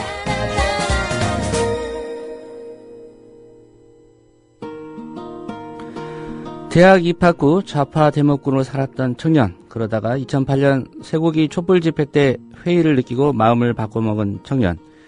네, 조선일보가 어제 지면을 통해 대문짝만하게 보도한 어느 청년의 이야기입니다. 언뜻 보면 이 청년이 소고기 촛불 집회에 질려 좌파에서 우파로 전향이라도 한 것 같습니다. 조선일보가 있는 힘껏 포장을 해서 기사를 내보냈는데 좀 번지를 잘못 짚은 게 아닌가 그런 생각도 듭니다. 네, 이 청년은 아무렇지도 않게 저 좌파 맞는데요 라고 말합니다. 주인공은 서울대학교 제56대 총학생회장으로 엊그제 선출된 이경환 씨입니다. 사실과 언론 보도 사이의 간극이 얼마나 클 수 있는지, 또 조선일보가 그토록 지우고 싶은 좌파, 진보의 가치가 그들이 말하는 종북과 어떻게 다른지, 청년 진보 활동가가 바라보는 우리 사회의 현주소는 또 어떤지 잠시 좀 얘기 나눠보도록 하겠습니다. 이경환 서울대 총학생회장을 오늘 스튜디오로 모셨습니다. 어서 오십시오. 예, 안녕하세요. 예, 우선 당선 축하드리고요. 네. 이른 아침에 시간 내주셔서 고맙습니다. 네, 감사합니다. 예. 일단 저희 청취자들, 그리고 아시는 것처럼 저희는 이제 협동조합 형태의 언론 매체이기 때문에 저희 조합원들께서 주로 이 방송을 많이 들으십니다. 네. 간단한 자기소개와 함께 인사 말씀 좀 부탁드리겠습니다. 예, 2005년도에 서울대학교에 입학해서 학교를 다닌 지 9년 만에 봄선거에서 서울대학교 56대 총학생회장으로 선출된 물리학과 4학년 이경환이라고 합니다. 예, 반갑고요. 9년 지금 다니신 것 같아요, 학교를. 네. 예, 그게 좀 이제 궁금한데, 예. 그 과정, 중간에 어떤 과정이 있었던 거죠? 1학년 때 별로 이제 수업을 많이 들어가지 않았고, 예. 이제 좋은 학교를 들어오기 위해 고등학교 때 많이 노력했으니까 1학년 때 좀 보상 심리, 해방감을 좀 느끼고 싶어서 좀 수업에 소홀했다가, 예. 이제 경고도 많이 누적되고, 그리고 2학년 때부터는 이제 그 평택 대출이 그 미군 기지 확장 저지 뭐 그런 활동들 예. 비롯해서 이제 시작해서 이제 그런 거에 이제 몰두하게 되면서 경고가 쌓여서 결국에는 2008년도 광우병 그 촛불 시국 때 예. 참지 못하고 거리를 나갔다가 마지막 학사 경고를 받고 제적이 됐고 1년 후에 재입학을 해서 또 선거도 나가고 이러다가 휴학도 다 쓰고 이러다 보니까 어느새 2014년이 됐어요. 그래가지고 벌써 9년째 다니고 있다가 봄 선거에 마침 이제 총학생회장의 이제 뜻을 품고 나가게 돼서 과분한 지지를 주셔가지고 당선이 됐습니다. 예. 어제 조선일보 보도 때문에 좀 하루 동안 유명세를 좀 치르시지 않았을까 그런 생각이 드는데요. 예. 뭐 조선일보 기사 좀 크게 났습니다. 사실 뭐 유가부수나 이런 걸로 지금 발표되기로는 뭐 한국 최대 발행부수 또 유가부수를 자랑하는 종합일간지에서 사회면에 톱으로 그렇게 기사가 난다는 게 쉽지 않은 일인데요. 주변 반응이 어땠는지 좀 궁금하고요. 이경환 회장 본인께서는 그 기사 보고 물론 이제 인터뷰에 응하셨으니까 어떤 보도가 될 거라는 뭐 짐작은 하셨겠지만 뭐 헤드라인이라든가 기사 꼼꼼히 보셨을 텐데 주변 반응하고 본인 소감이 어떤지 좀 여쭤보고 싶습니다. 일단 대한민국 1등 신문 조선일보 사회면 톱면을 크게 차지한 거가 굉장히 영광스럽고요. 예. 예. 그 주위 반응은 이제 좀 속상하다는 반응도 있고 뭐 애초에 조선일보에 기대가 안 왔기 때문에 나는 조선일보가 쓴 기사에 실제 인터뷰 내용이 뭔지 짐작할 수 있었다. 예. 하시는 분들도 있고요. 그리고 어제 이제 각종 언론에서 이제 기사가 많이 나왔어요. 기존에 이제 서울대학교 총학생회 선거에 대한 보도는 또 무산되었다. 예. 또 연장 투표에 들어갔다. 외면하는 학생들 뭐 이런 식의 보도. 간신히 총학생회 뭐 선거 성사 이렇게 보도되다가 제가 이제 장애인이라는 것과 과거에 이제 학생운동 경험이 있었다는 거. 예. 이 두 개가 이제 조선일보 그 기자님의 촉을 건드린 게 아닌가. 사실 대부분의 기자님들이 모르셨어요. 그래서 그 톱면을 보고 나서 이런 사람이 있었나 하고 이제 연락이 많이 오게 됐는데 뭐 어리둥절을 할 뿐이고 사실은 느낌은 어떤 거냐면은 저는 뭐 별로 상관이 없는데 예. 우리 사회 이제 예전부터 그리고 지금도 이제 사회를 더 좋게 만들기 위해 활동하고 계신 수많은 사람들이 있는데 그 사람들이 나쁜 사람들 혹은 잘못된 사람들인 것처럼 좀 그렇게 보여질 수 있게 기사가 나간 거는 좀 속이 상하지 않나 그렇게 생각해요. 제가 뭐 어떻게 보도되는 건 상관이 없는데 예. 그 사람들의 활동이나 이런 것이 이제 가치가 좀 폄하되는 느낌이 들 수도 있겠다라는 생각이 들었습니다. 예.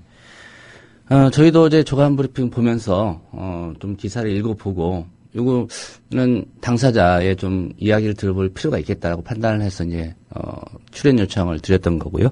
여기서 저희가 준비한 기사 클립을 좀 들으면서 본격적으로 좀 대목대목 좀 얘기를 들어보도록 하겠습니다. 일단 기사 본문 전체의 내용을 저희가 음성으로 한번 준비했는데 함께 들어보시겠습니다.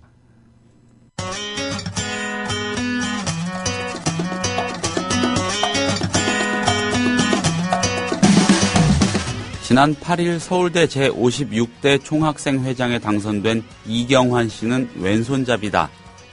타고난 것도 의식적으로 노력한 결과도 아니다. 선택의 여지가 없었다. 그는 오른손이 없다.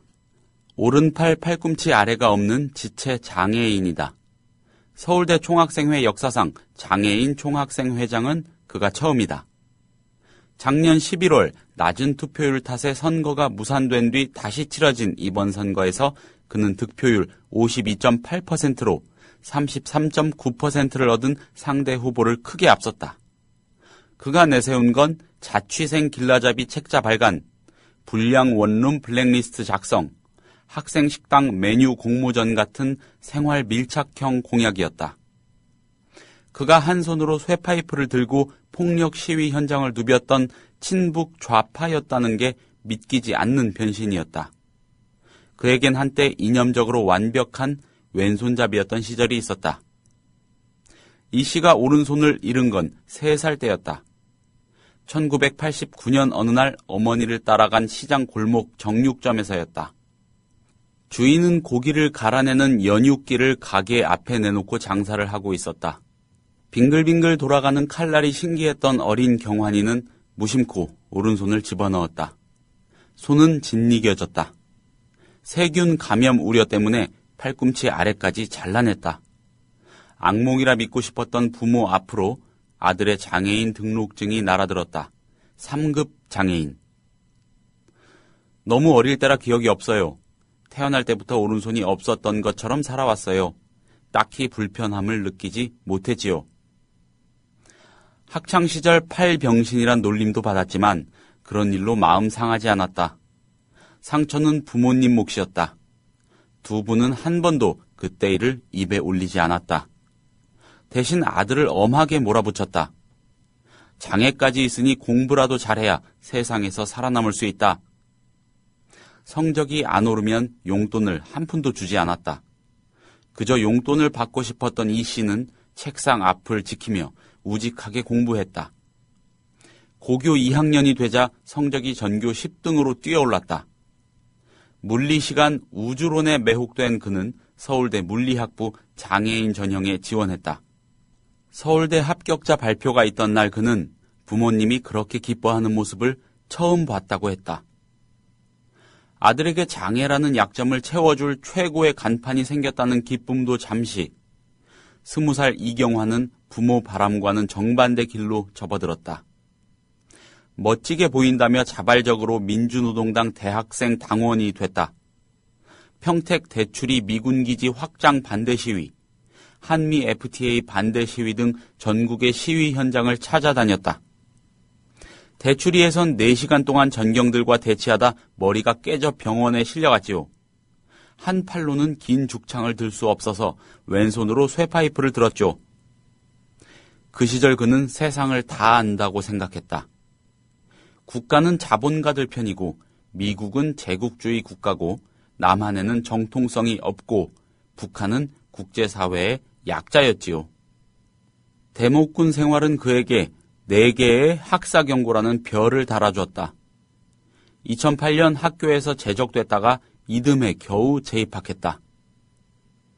그가 친북 좌파와 결별한 건 2008년 광우병 소고기 촛불 시위 때였다. 보름 동안 매일 10만 명이 거리를 메운 현장은 운동권의 대목이나 마찬가지였다. 그런데 우리 운동권의 말이 안 먹히는 거예요. 구호를 외치면 선동하지 말라고 하더군요. 내가 지금까지 해온 일들이 대중과 함께하지 못하는 일이었구나 하는 생각, 대중이 이렇게 싫어하는 당을 왜 유지하냐는 생각이 들었지요. 그 일로 대목군 생활을 접었다. 지금의 그는 한때나마 북한이라는 나라를 옹호했다는 게 부끄럽다고 말한다. 그는 2012년부터 20, 30대를 위한 노동조합인 청년 유니온에서 청년들을 위한 사회활동을 시작했다. 그는 주거나 교통 문제처럼 가장 시급한 문제에 대해 운동권 학생회가 아무 얘기도 하지 않는 걸 보고 총학생회장 출마를 결심했다고 했다. 이번 학기 이 씨는 단 1학점만 수강한다. 수영 과목이다. 한 팔로 수영까지 하는 그가 못하는 일이 하나 있다. 신발끈 묶기다. 그의 꿈은 병원비 걱정 없는 세상을 만드는 시민운동가. 대목군이 돼 전국을 돌아다닐 때 병원비로 고통받는 사람들을 너무나 많이 봤거든요.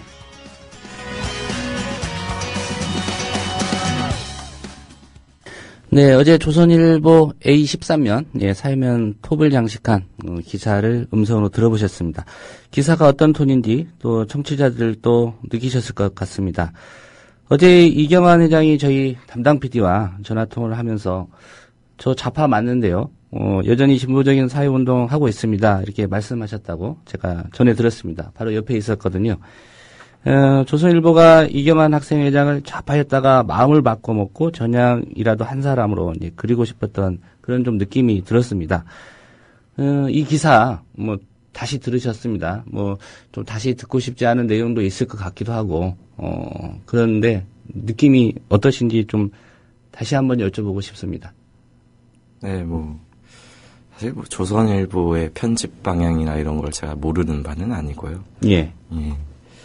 나름 뭐 각색되어 나오겠구나라고 생각을 했는데 제 생각보다 이분들은 굉장히 프로시고 굉장히 일을 잘하시는 분들이어서 조금 제목에 당황했어요.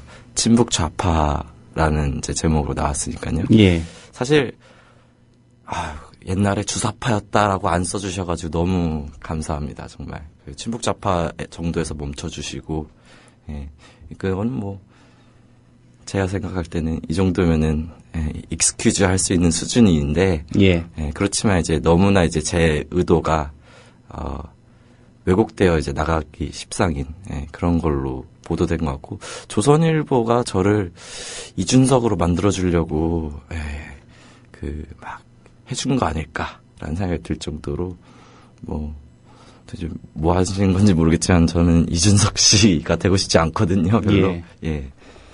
그런 생각입니다. 예. 어제 저희 담당 PD에게 뭐 이런 얘기도 하셨다고 제가 들었습니다. 그러니까 우리 이경환 학생회장의 전화번호, 제 전화번호 보셨으면 아시지 않나요? 무슨 얘기인가 했더니 이제 전화번호 뒷자리가 다 공개하면 안 되니까요. 특정한 역사적인 의미를 갖고 있는 숫자지요? 네, 그렇습니다. 0615. 예. 그런 의미로 지정을 하신 건가요? 아니면 가입하다 보니까 이 번호가 된 건가요?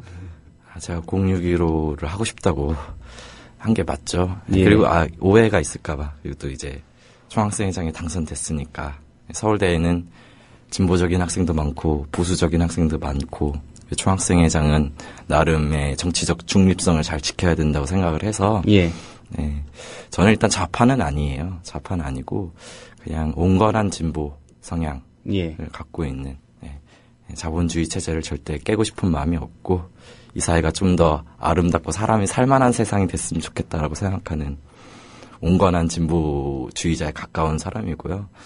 0615라는 핸드폰 번호를 쓴 거는 이제 과거 이제 제가 학생운동 할 때 그때는 이제 학교에 소위 이제 NL이라고 하는 이제 자주파 선배님들이 많았고 저는 그 동아리에 들어갔을 뿐이고, 그래서 이제 주류 진보 운동이잖아요, 한국에.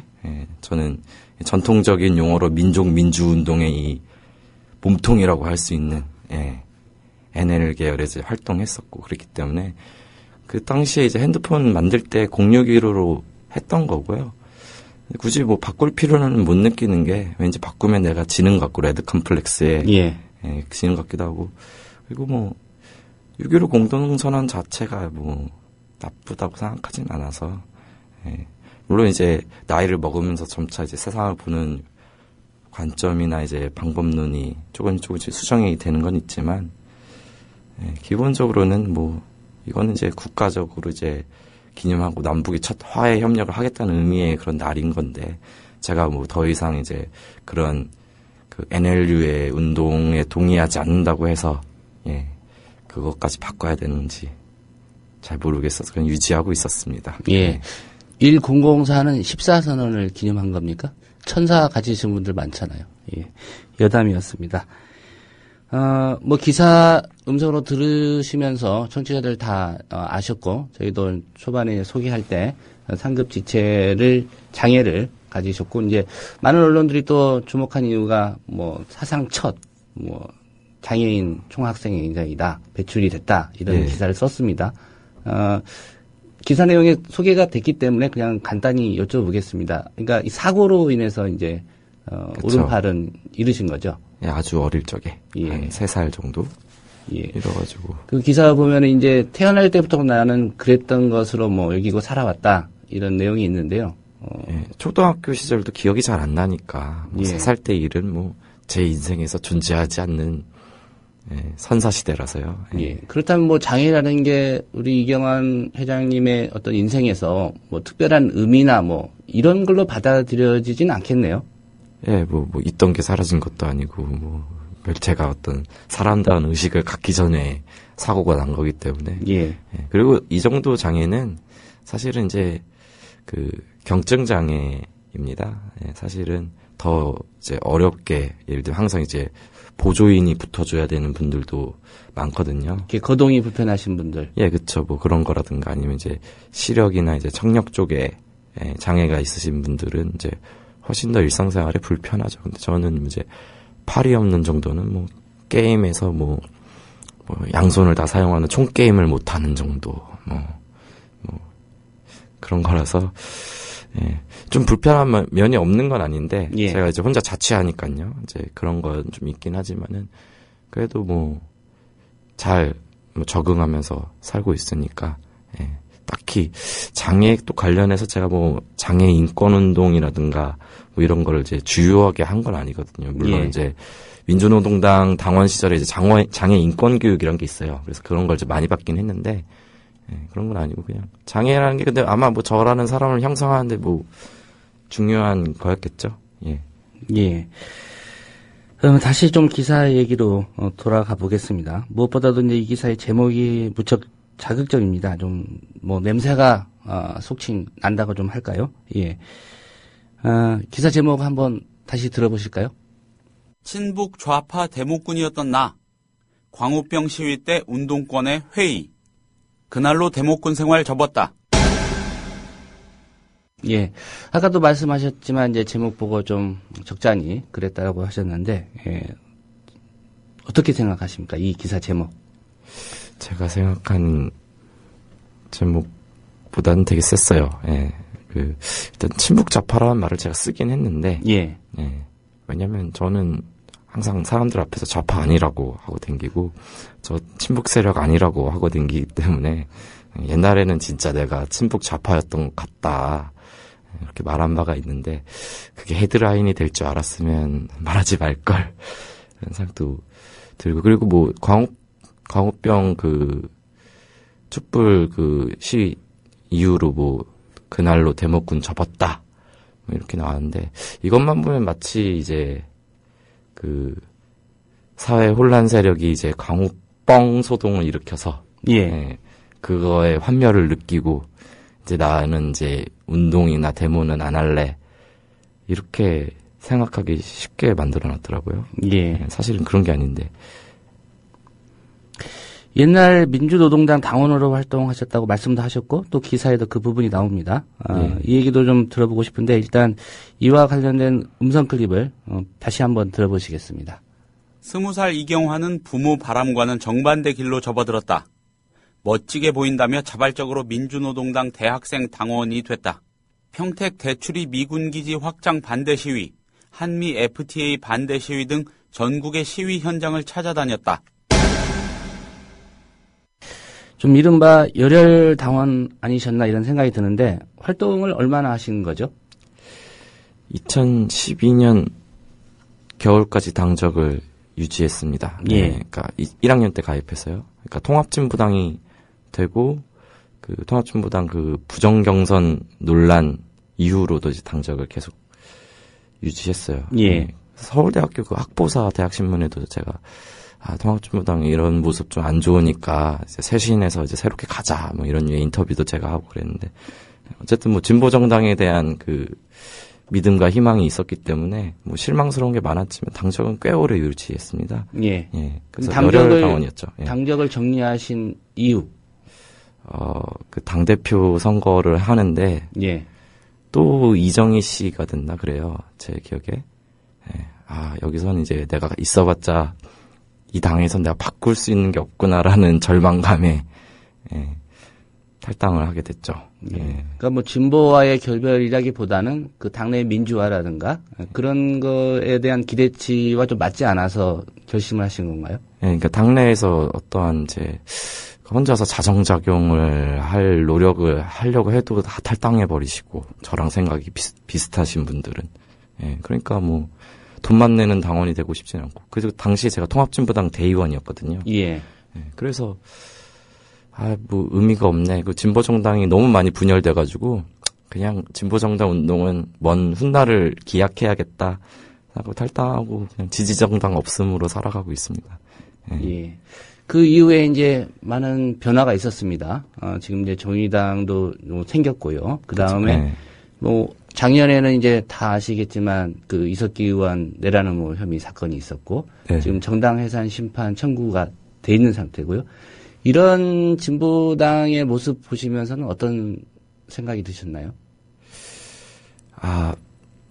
이석기 의원님은 좀 국회의원이 되시기엔 너무 좀 우려스러운 점이 많아요. 일단 국가기관, 헌법기관이라고 불리는 국회의원이 좀 농담일지라도 혹은 뭐 당원들끼리 모인 사석인 자리일지라도 그런 류의 말을 뱉는 것은 좀 문제가 있다라는 좀 후방을 뭐 어떻게 교란하자라는 식의 뭐 그런 얘기들은 좀 적절치 않은 것 같고 사실은 저는 뭐 이석기 의원 체포동의까지는 뭐 그럴 수 있다고 생각해요. 예.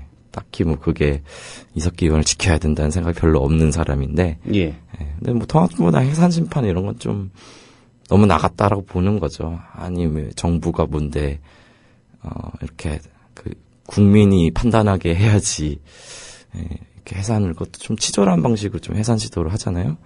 이런 건 조금 민주주의 제도 존중이 좀 너무 없으신 것 같다라는 생각이 들기도 하고. 예. 그렇습니다. 조선일보의 취재 대상이 이제 되시고 기사를 접하시면서 좀 느끼셨을 것 같습니다. 조선일보만 그런 건 아니고요. 일부 보수 신문들 좀 아무렇지도 않게 종북과 진보를 이렇게 한데 묶어서 또 좀 이미지를 만들기도 하고요. 이경환 학생회장 본인도 이제 진보는 맞지만 종북과는 거리가 멀다 이렇게 말씀하시지 않았습니까? 예. 이런 언론의 보도 태도에 대해서는 어떤 생각 갖고 계십니까? 뭐 한국에 만연한 뭐 레드 컴플렉스를 이용해서 이 사회를 좀 더 좋은 사회로 만들려고자 하는 노력을 좀 무마시키려거나 하거나 혹은 약화시키려는 거 아닐까라는 뭐 프레이밍 전략인 것 같아요. 제 생각에. 예. 기사 중에 또 이런 얘기도 나옵니다. 친북 좌파의 결별 부분인데요. 이 부분도 잠깐 들어보시고 인터뷰 이어가도록 하겠습니다. 그가 친북 좌파와 결별한 건 2008년 광우병 소고기 촛불 시위 때였다. 예. 일단 학사 경고도 받으셨고 여러 가지 사회 활동에 참여하시다 보니까 근데 이 기사대로 이것 때문에 학사 경고를 받으신 건지가 좀 궁금하고요. 그래서 진짜 물론 아니라고 말씀하셨으니까 결별했는지 그거 다시 한번 여쭤보고 싶고 혹시 이런 일련의 그 사회 활동 참여나 그래서 학사 경고 받고 지금 대학을 9년째 다니시고 계시는데 이 선택에 대해서 후회 같은 건 해보신 적 없으신지요? 후회해서 뭐 합니까? 지금 대학을 오래 다니고 있는데 졸업도 못하고 그게 사실 제가 하고 있었던 운동에 대한 회의를 준 건 맞아요. 근데 이게 이제 어떤 식으로 이제 된 거냐면 사회 혼란 세력이 거짓 선동에서 사람을 이제 거리에 몰아서 사회를 마비시켰다 그런 거에 환멸을 느꼈다가 아니라 소위 전통적인 방식으로 이제 운동을 해왔던 사람들이 조직적인 집회, 예를 들면 2007년도 FTA 집회가 굉장히 많았어요. 노동 하시는 조직들이 이제 많이 와서 하는 집회 보면 앞에서 연설하고 연사 발언하면 아무도 안 들어요. 그냥 다 졸고 있거나 잡담하고 있는데 촛불 시위는 진짜로 조직되지 않았던 일반적인 시민들이나 대중들이 많이 참여했던 자발성이 있었고 집회 현장에서 이 자유 발언이 되게 좀 쌍욕도 많았죠. MB 뭐 어쩌고저쩌고 이렇게 하면서 뭐 쥐박이니 뭐니 이런 식의 사실 대통령에게 그런 말을 하면 좀 안 된다고 생각하는데 시원시원하게 어떤 사람들이 이제 분노가 속 시원하게 나왔고 자유 발언이 끊임없이 이어졌고 이런 걸 볼 때 그 조직된 운동을 해왔던 사람들이 뭐 깃발을 들고 나오잖아요. 집회를 하면. 그럼 이제 깃발 들지 말라고 그런 것 얘기를 합니다. 실제로. 그리고 굉장히 유명한 이제 노동운동하는 단체로 이제 다 함께라고 있는데, 이제 그분들 이제 열심히 이제 말도 잘하시고요. 굉장히 제가 이제 굉장히 유심히 이제 레프트 21이라는 신문도 많이 보고 이러는데, 보면 이제 저 사람들의 선동에 따라가면 안 된다. 그러니까 시민들 사이에서 우리의 순수성을 지켜야 돼. 뭐 이런 식의 이제 그런 얘기가 나와요. 그런 예. 거 보면은 제가 볼 때는 일견 이것은 이제 한국 사회에 만연한 이제 레드 컴플렉스의 발현이다라고 보면서도 한편으로는 그동안 그 전통적인 운동을 해왔다는 사람들이 너무 문화적으로 괴리되어 있거나 혹은 운동권 사투리라고 해야 되나요? 예. 대중들과 호흡할 수 있는 언어로서 자신의 활동을 알려내는데 좀 부족함이 있었다. 운동을 좀 더 대중적이고 사람들과 호흡할 수 있는 방식으로 가야겠구나. 그리고 너무 이념적으로 쓸데없는 논쟁을 하기보다는 구체적인 의제를 잡고 가야겠다. 뭐 예를 들면 그때 뭐 민영화 반대부터 시작해서 미친 교육 안 돼. 뭐 이런 것들 예. 실제 사람들이 피부에 와닿는 생활형 의제로 구호도 많이 나오고 이랬거든요. 사실 그런 쪽을 잘 살려갔어야 된다고 보는데 과도하게 정치적으로 높은 구호만 내세우게 되면서 이제 좀 고립된 측면도 있다고 보고, 그러니까 좀 더 운동이 좀 더 호흡하는 모습을 바뀌기를 바랬던 거고 그런 방향으로 운동을 해야겠다라고 이제 생각하게 된 거니까 어떻게 보면 이제 기성 운동 그 흐름에서는 결별한 게 맞다고 볼 수도 있죠. 방식과의 결별이라고. 예, 뭐 세계관이 크게 철학이나 생각이 크게 바뀌었다기보다는 수단과 반복적인 면에서 좀 다양성이 존중될 수 있고 보다 많은 시민들의 어떤 상식과 공감 속에서 이런 활동이 펼쳐져야겠다라는 생각을 하게 된 겁니다. 예. 이제 대체로 그 조선일보의 보도에서 좀 왜곡됐고 잘못 전달됐다라는 지적은 하셨고요. 나보다는 같이 함께 운동했던 분들을 좀 뭐랄까 가치를 훼손한 것 같아서 그 부분이 또 마음에 걸린다 이런 말씀하셨단 말이죠. 예. 이 기사 나오고 나서 그 조선일보에 항의하거나 전화하신 적은 없으십니까? 기자님이랑 뭐 이렇게 얘기해보는데 뭐 기자님이 뭔 힘이 있겠나 싶기도 하고 그 사회부장님 한번 만나봐야 될 것 같아요. 거기 김창균 부국장 겸 사회부장이요. 예. 아마 이제 데스크에서 이제 그리고 제가 알기로 이거 쓰신 기자님도 입사한 지 얼마 안 된. 예. 서울대 출입 기자입니까? 예, 제가 알기로는. 예. 그래서 뭐 저 언론사에서 이제 관악 라인이라고 하죠. 예, 서울대 담당하는 그 출입 기자군요. 예. 그럼 기자님께 뭐 항의하거나 뭐 그런 문제라기보다는 좀 조선일보 사에 좀 이거 좀 문제가 있고 나의 의도가 다르게 나왔다라는 걸 좀 명확히 하고 이런 식으로 보도되면은 이제 곤란하다는 걸 좀 얘기 드려야 되고 어느 정도로 조선일보를 괴롭혀야 될지 지금 임기 초반이라 트러블 만들고 싶지가 않거든요. 예. 정정보도 신청이나 뭐 이런 것까지는 고려하지 않고 계시고요. 일단은 뭐 이 라디오도 들으실 테니까요. 알아서 제가 기대하는 조치가 나올 거라고 기대하고 아니면 뭐 저희도 뭐 뭔가 하죠. 사실 기자님들을 괴롭히는 방법은 되게 많이 있기 때문에 청년 유니온 활동도 하셨고요. 그 활동은 어떤 배경에서 좀 참여를 하겠다 이렇게 마음을 먹으셨습니까? 제가 뭐 이제 운동의 주제가 좀 더 대중적이고 구체적으로 사람들께 와닿게 활동을 하면 좋겠다라고 이제 생각을 갖게 되었다고 했잖아요. 그래서 좀 그 전통적인 뭐랄까 운동에서 보는 이제 노동이나 뭐 이런 담론에서도 좀 더 제가 이제 20대였으니까 그리고 대학생이었으니까 내 주위의 학생들과 우리 주변의 이제 청년들의 노동 문제도 다루어야 되고 기존에 예를 들면 노동운동이 이 부분에 좀 포괄을 못하고 있었다라는 좀 생각도 들고 이 부분을 새롭게 열어가는 활동이 이제 청년 유니온이라는 대한민국 최초의 세대별 노동조합 운동이었거든요. 그래서 그게 의미가 있다. 언제나 이 최초라는 거는 좋은 거고 사회운동에서는 이걸 이제 열어내기 시작하면 이제 그것이 이제 하나의 어떤 흐름이 돼서 계속 이어갈 수 있는 거잖아요. 함께 하고 싶어서 이제 가입도 했고 대의원도 제가 3선째 하고 있어요. 이 노동조합에서. 박근혜 대통령님 되시고 또 노동조합 법내노조로 인정되어서 저는 이제 공식 노조의 간부가 되어 있는 사람입니다. 어떤 진보 진영의 시민운동이나 노동운동 이게 좀 너무 정치색을 띠는 것 같다라는 그런 평가도 해주셨는데요. 뭐 현안이기 때문에 좀 여쭤보겠습니다. 뭐 국가기관 대선 개입 문제 지난해부터 이제 줄기차게 좀 제기가 됐었고요. 촛불 집회로도 이어졌지만 그게 어떤 폭발력으로까지 이렇게 번진 것 같지는 않습니다.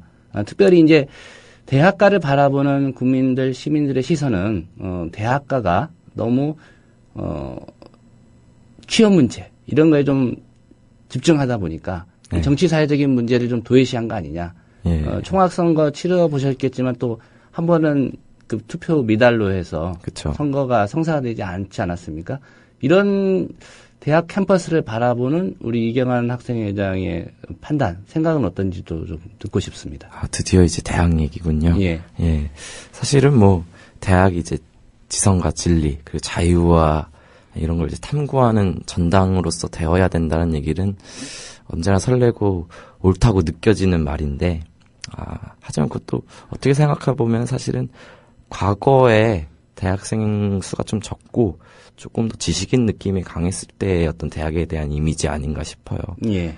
오늘날의 이제 대학생이란 건 기본적으로 고등학교의 연장에 가까울 정도 많은 사람들이 진학하고 있고, 그리고 대한민국 사회가 IMF 이후로 굉장히 양극화가 되고 경쟁이 심화되면서, 예, 정말로 대학생이 그렇게 뭐 사회적 지위가 높은 계급이 아니라는 생각이 듭니다. 굉장히 많은 등록금을 부담하고 있고 경쟁도 어느 때보다 치열하고요.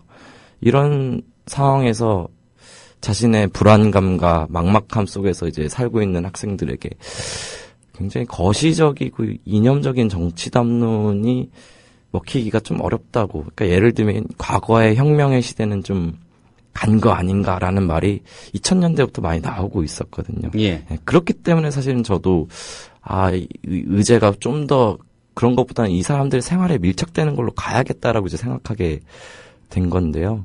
예. 근데 이제 이게 딜레마죠. 이 사람들이 이제 바쁘고 불안해서 이게 몰두하려면 이제 그런 거에 초점을 맞춘 활동으로 이제 가보자라고 했는데, 예, 그거는 그만큼 이 사람들이 활동 안 하는데도 이유가 있다. 이런 걸 관심을 쏟을 여유가 없다라는 걸 이제 한편으로는 또 현실적으로 수용하고 있는 거니까요. 예.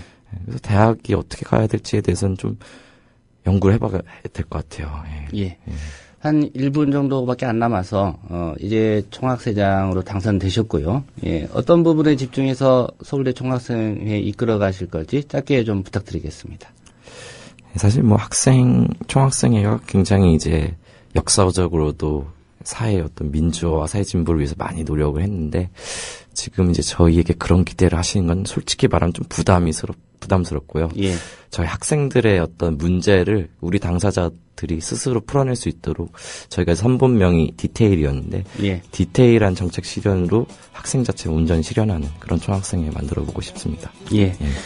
네, 서울대학교 제56대 총학생회장으로 선출된 이경환 회장과의 인터뷰였습니다. 오늘 이른 아침에 시간 내주셔서 고맙습니다. 네, 감사합니다. 네, 오늘 뉴스바가 준비한 순서는 여기까지입니다. 지금까지 제작의 김용민, 김효진 PD였고요. 저는 조상훈이었습니다. 내일 오전 7시 30분에 다시 오겠습니다. 들어주신 여러분 고맙습니다.